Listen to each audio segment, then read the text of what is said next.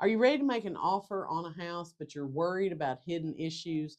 I'm going to share with you how to spot potential repairs before you make that offer.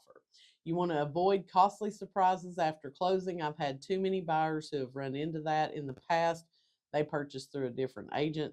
So let's walk through the key areas to inspect when you're looking at a house. Number one, you want to check the roof.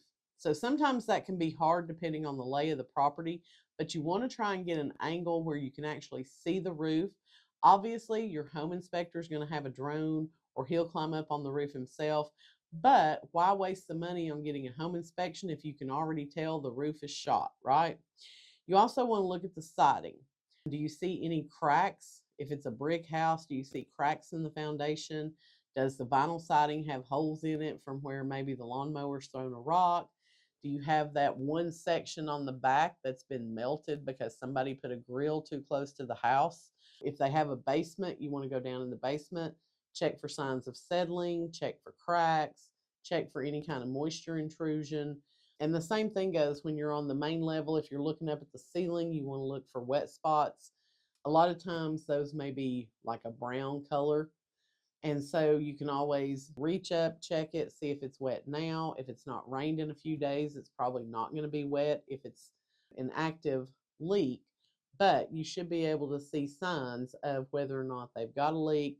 Maybe they've put the new roof on, they just never painted those ceilings again. But those are things you can look for, like the exterior and the foundation of the home. Other things are going to be plumbing leaks. So I always encourage people, open up the cabinets underneath the sinks.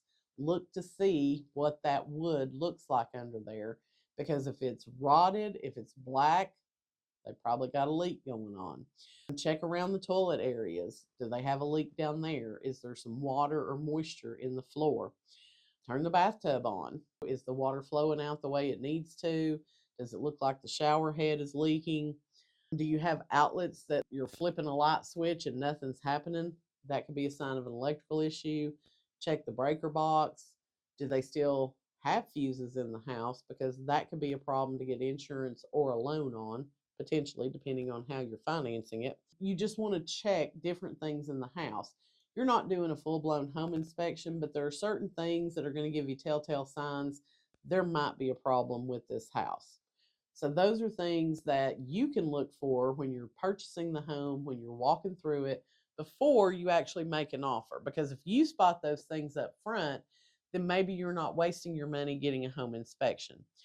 Having a professional inspection is always going to be recommended to a buyer by me, because that professional is going to be able to spot things that maybe we can't see with our naked eye.